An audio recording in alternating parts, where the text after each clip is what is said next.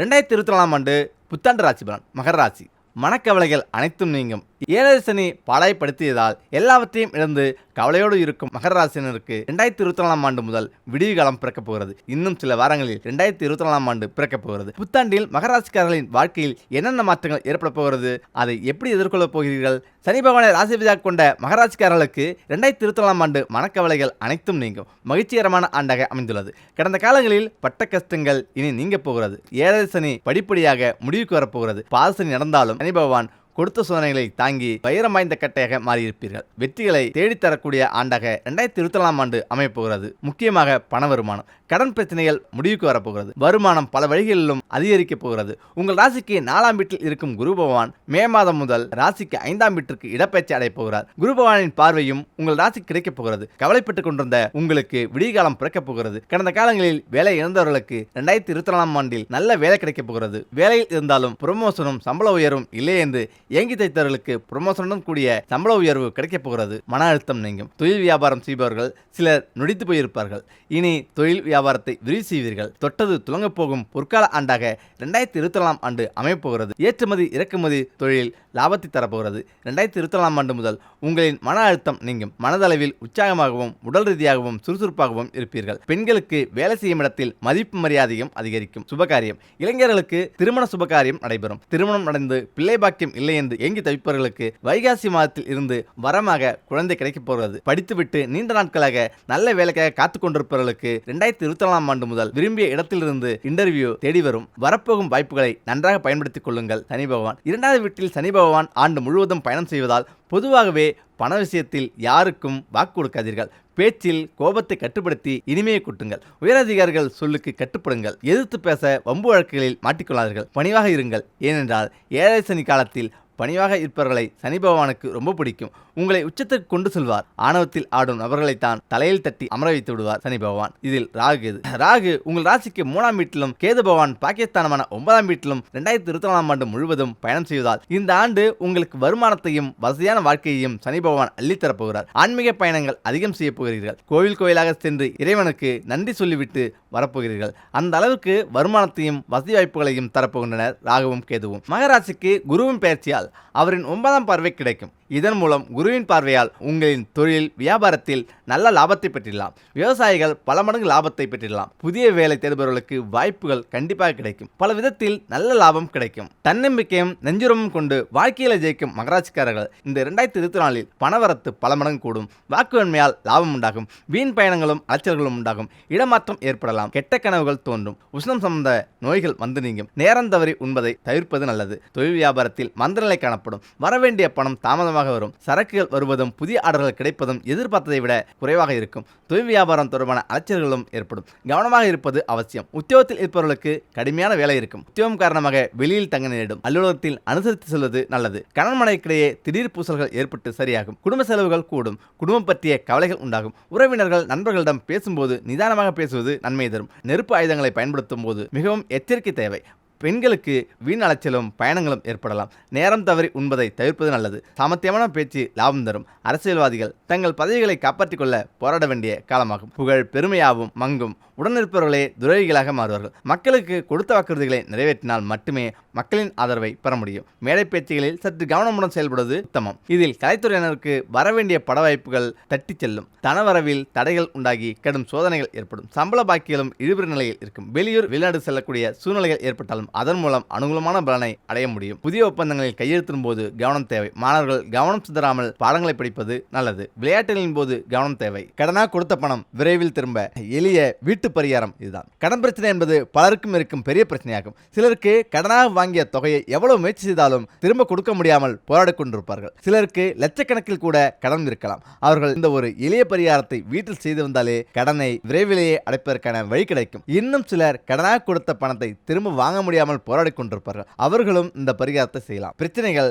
தடைகள், கஷ்டங்கள் தீர வேண்டும் என்றாலே நாம் வணங்க வேண்டிய தெய்வம் விநாயகப் பெருமான் தான். அதிலும் கடன் பிரச்சனை, வராக்கடன் வசூலாக வேண்டும் என்றால் தோரண கணபதியை வழிபட வேண்டும். பல கோயில்களில், நுழைவாயில்களில், தூண்களில், கோபுரங்களில் இந்த தோரண கணபதியை காண முடியும். அனைத்து செல்வ நலன்களும் பெற்று தோரணையாக அமர்ந்திருப்பதால் இவருக்கு தோரண கணபதி என்று பெயர். இந்த தோரண கணபதியின் படத்தை வீட்டில் வாங்கி வைக்க வேண்டும். பூஜை பொருட்கள், சுவாமி படங்கள் விற்பனை செய்யும் கடைகளில் கிடைக்கும். அப்படி இல்லை என்றால் இணையதளத்தில் கூட தோரண கணபதியின் படத்தை டவுன்லோட் செய்து பிரிண்ட் போட்டு எடுத்து வைத்துக் கொள்ளலாம். இந்த தோரண கணபதியின் படத்தை வீட்டின் பூஜை அறையில் வைத்து படத்திற்கு முன் ஒரு அகலில் நெய் தீபம் ஏற்றி வைக்க வேண்டும். தோரண கணபதியின் படத்தை எந்த கிழமையில் வாங்கி வீட்டில் வைத்தாலும் அதற்கு பிறகு வரும் ஞாயிற்றுக்கிழமை தொடங்கி தொடர்ந்து 6 ஞாயிற்றுக்கிழமைகள் இந்த வழிபாட்டை செய்ய வேண்டும். தோரண கணபதியின் படத்திற்கு முன் காலையிலேயோ அல்லது மாலையிலேயோ நெய் விளக்கேற்றி மாம்பழம், கொய்யாப்பழம், திராட்சை, ஆப்பிள், ஆரஞ்சு என 5 வகையான பழங்கள் வைத்து நம்முடைய கோரிக்கையை மனதார சொல்லி வழிபட வேண்டும். இந்த வழிபாட்டினை தொடர்ந்து 6 வாரங்கள் செய்து வந்தாலே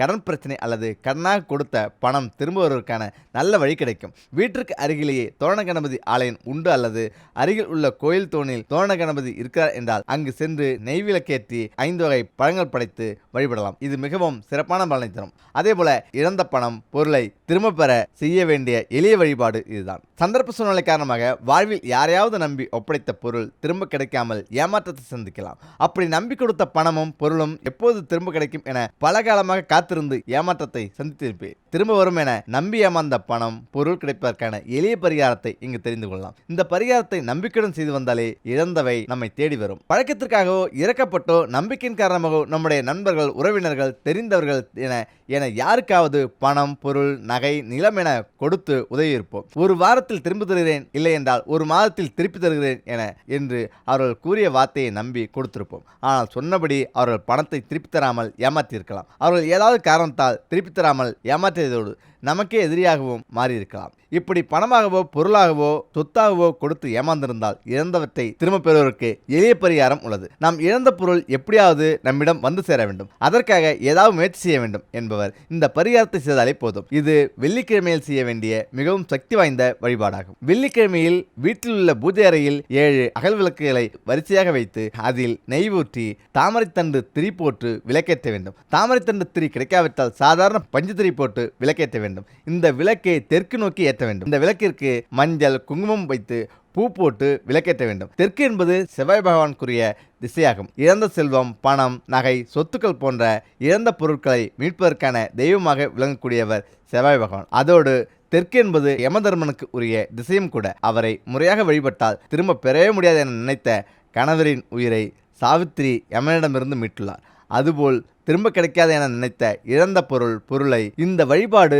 திரும்ப கொண்டு வந்து சேர்க்கும். இந்த 7 நெய் விளக்குகளையும் தெற்கு திசையை நோக்கி ஏற்றி வைத்து குலதெய்வத்தை மனதார வேண்டிக் கொள்ள வேண்டும். உதவ வேண்டும் என்ற எண்ணத்துடன் கொடுத்த பணம் பல மடங்காக திரும்ப வர வேண்டும் என மனதார வேண்டிக் கொள்ள வேண்டும். இந்த வழிபாட்டினை தொடர்ந்து 6 வாரங்கள் செய்ய வேண்டும். இந்த வழிபாட்டினை செய்ய துவங்கிய 48 நாட்களில் இழந்த பணம் திரும்புவதற்கான வழி பிறக்கும். அப்படி இல்லாவிட்டால் வேண்டுதல் நிறைவேறும் வரை இந்த பரிகாரத்தை செய்யலாம். நம்பிக்கையுடன் தொடர்ந்து இந்த வழிபாட்டினை செய்து வந்தால் விரைவில் நல்ல பலன் கிடைக்கும். பணம் சேர்ந்து கொண்டே இருக்க பீரோவில் வைக்க வேண்டிய 3 பொருட்கள் இதுதான். பணம் சம்பாதிப்பதை விட அதை சேமித்து வைப்பதுதான் பலருக்கும் கஷ்டமான விஷயமாக மாறிவிட்டது.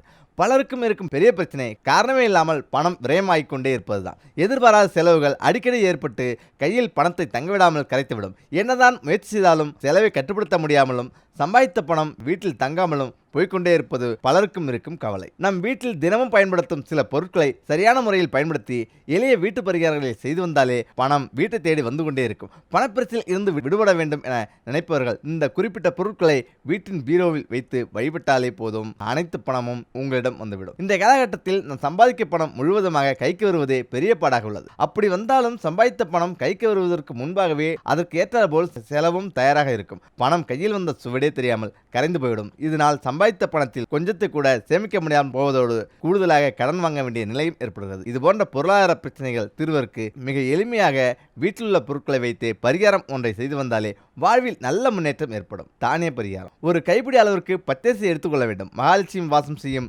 108 பொருட்களில் ஒன்று பச்சரிசி. அடுத்தபடியாக கொண்டக்கடலை ஒரு கைப்பிடி அளவுக்கு எடுத்துக்கொள்ள வேண்டும். கொண்டக்கடலை வெள்ளையாக இருக்க வேண்டும். வெள்ளை கொண்டக்கடலையாக இருந்தால் சிறப்பானது. கொண்டக்கடலை குரு பகவானுக்குரிய தானியமாகும். மற்றொரு பொருள் துவரம் பருப்பு. இது செவ்வாய் பகவானுக்குரிய தானியமாகும். கடன் பிரச்சனை, வீடு வாங்க வேண்டும், நிலம் வாங்க வேண்டும், சொத்து வாங்க வேண்டும், பணம் சேர்க்க வேண்டும் என்பவர்கள் செவ்வாய் பகவானை வழிபட்டு வரலாம். செவ்வாய் பகவானின் அருள் இருந்தால் கடன் போன்ற நிதி பிரச்சனைகள் இல்லாத சுகமான வாழ்க்கை வாழலாம். பீரோவில் வைக்க வேண்டிய பரிகாரம்: இந்த 3 தானியங்களையும் பூஜை அறையில் வைத்து நெய் தீபம் ஏற்றி வழிபட வேண்டும். பிறகு பச்சை நிற துணி ஒன்றில் இந்த 3 தானியங்களையும் கொஞ்சம் கொஞ்சமாக எடுத்து கலந்து ஒரு மூட்டையாக கட்டி எடுத்துக்கொள்ள வேண்டும். வீட்டில் பணம், தங்க நகைகள் சேர்த்து வைக்கக்கூடிய மிக முக்கியமான இடம் பீரோ. அந்த பீரோவில் ஒரு இடத்தில் இந்த தானிய மூட்டையை வைத்துவிட வேண்டும். செவ்வாய், வெள்ளிக்கிழமைகளில் இந்த தானிய மூட்டைக்கு சாம்பிராணி கட்டி வழிபட வேண்டும். சுத்தம் இல்லாமல் இந்த தானிய மூட்டையை தொடுவதை தவிர்க்க வேண்டும். இந்த தானிய மூட்டையை 3 மாதம் அல்லது 6 மாதத்துக்கு பிறகு எடுத்து அதில் பூச்சி, புழு போன்றவை ஏற்படுவது போல இருந்தால்